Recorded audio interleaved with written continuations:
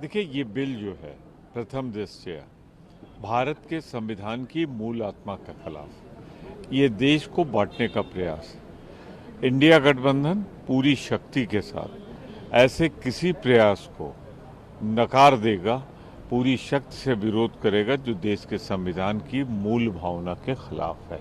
यही हमारा निर्णय है और कल हम इसे लोकसभा और परसों राज्यसभा में सब मिलजुल कर करेंगे। All India Muslim personal law board ने अपील करी है सभी सांसदों से, इवन बीजेपी के सांसदों से कि इसको अपोज करें, क्योंकि ये जो देखिए, कौन क्या कर रहा हम नहीं जानते, पर इंडिया गठबंधन पूरी शक्ति के साथ एक होकर इसका विरोध करेगा, क्योंकि ये संविधान के विरोध में है। आज एक वर्ग के साथ, कल माइनॉरिटी के दूसरे वर्ग के साथ सिख भी होंगे, जैन भी होंगे, बौद्ध भी होंगे, तो ये सिलसिला तो अब चल गया। भारतीय जनता पार्टी संविधान नहीं मानती, ये साफ हो गया। सर, आप राजनीति पे एक बड़ी पैनी नज़र रखते हैं। कई ऐसी पार्टियां हैं जो ना एनडीए में है ना इंडिया में है, चाहे जैसे एआईडीएमके, उन्होंने कहा इस बिल का विरोध करेंगे। बीजेडी का भी स्टैंड अभी तक क्लियर नहीं है। आप उनसे इंडिया ब्लॉक क्या अपील करेगा? पूरा देश देख रहा है नीतीश बाबू आपकी तरफ, पूरा देश देख रहा है नायडू जी आपकी तरफ, चिराग जी कहाँ हो, सब कल सबके चेहरे बेनकाब हो जाएंगे। वृहद चर्चा होगी, ये किस प्रकार गैर संवैधानिक है, किस प्रकार से एक एक करके अल्पसंख्यकों को सेग्रीगेट करके अटैक करके करने की प्लानिंग बन रही है।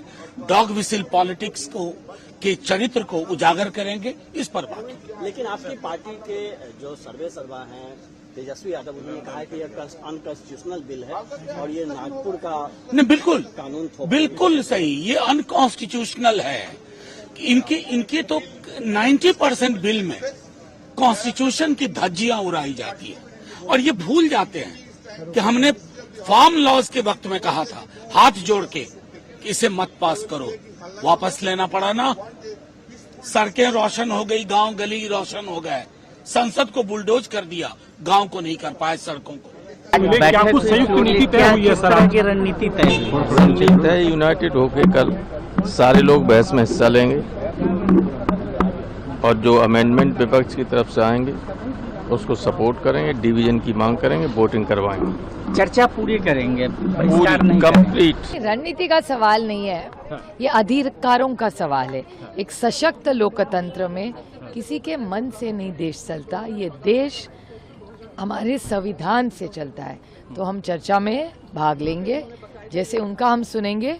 हमारा जो सत्य है और जो संविधान के साथ है, उसी के साथ हम सब साथ में हैं।